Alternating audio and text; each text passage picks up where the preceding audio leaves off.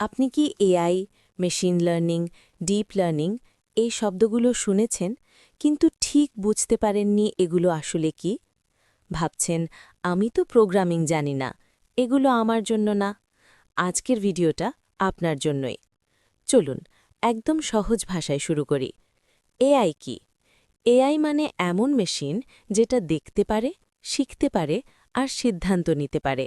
যেমন ধরুন, ইউটিউব আপনাকে কোন ভিডিও দেখাবে, ফেসবুক কোন পোস্ট আগে দেখাবে, এই সিদ্ধান্তগুলো এআই নেয়। এবার আসি মেশিন লার্নিংয়ে। মেশিন লার্নিং হল এআই এর একটা অংশ, যেখানে মেশিনকে নিয়ম মুখস্থ করানো হয় না, বরং উদাহরণ দেখিয়ে শেখানো হয়। ধরুন, আপনি মেশিনকে 1000টা বিড়াল আর কুকুরের ছবি দেখালেন, এরপর নতুন ছবি দিলে সে নিজেই বলে দিতে পারে এইটা বিড়াল, এইটা কুকুর। এটাই মেশিন লার্নিং। আর deep learning?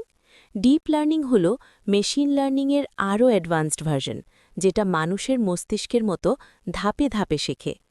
Face unlock, voice assistant, self driving কার, এই সব কিছুর পেছনে ডিপ লার্নিং কাজ করে। এক লাইনে বললে, এআই হল বড় ছাতা, মেশিন লার্নিং তার ভেতরের অংশ, আর ডিপ লার্নিং সবচেয়ে শক্তিশালী অংশ। এখন আসল প্রশ্ন, প্রোগ্রামিং না জানলেও কি এআই শেখা যায়? উত্তর হ্যাঁ, অবশ্যই।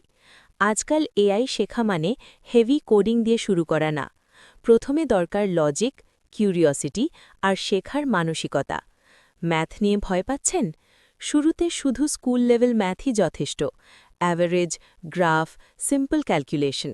হেভি ম্যাথ পরে আসে, শুরুর জন্য না। তাহলে শুরু করবেন কিভাবে? প্রথমে কম্পিউটার কিভাবে কাজ করে, লজিক কিভাবে তৈরি হয়, এইটা বুঝুন। তারপর পাইথনের বেসিক শিখুন, কারণ এটা মানুষের ভাষার মতো সহজ। এরপর ডেটা বুঝতে শিখুন, টেবিল, চার্ট, প্যাটার্ন। তারপর মেশিন লার্নিংয়ের বেসিক, আর চাইলে পরে ডিপ লার্নিং। এখন কয়েকটা ভুল ধারণা ভাঙি। এআই মানেই চাকরি শেষ। ভুল। এআই চাকরি নেয় না, নতুন চাকরি তৈরি করে। এআই শেখার জন্য জিনিয়াস হতে হবে। ভুল।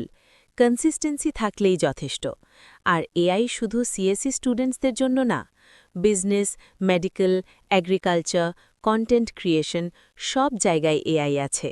শেষে একটা কথা, কপি করবেন না, এক্সপ্লোর করুন, ছোট ছোট প্রজেক্ট বানান। এআই দিয়েই এআই শেখুন। পারফেক্ট না, কনসিস্টেন্ট হন। দিনে 30 মিনিটই যথেষ্ট। যেদিন আপনি ভয় না পেয়ে এআই শেখা শুরু করবেন, সেদিন থেকেই আপনার ফিউচার বদলাতে শুরু করবে।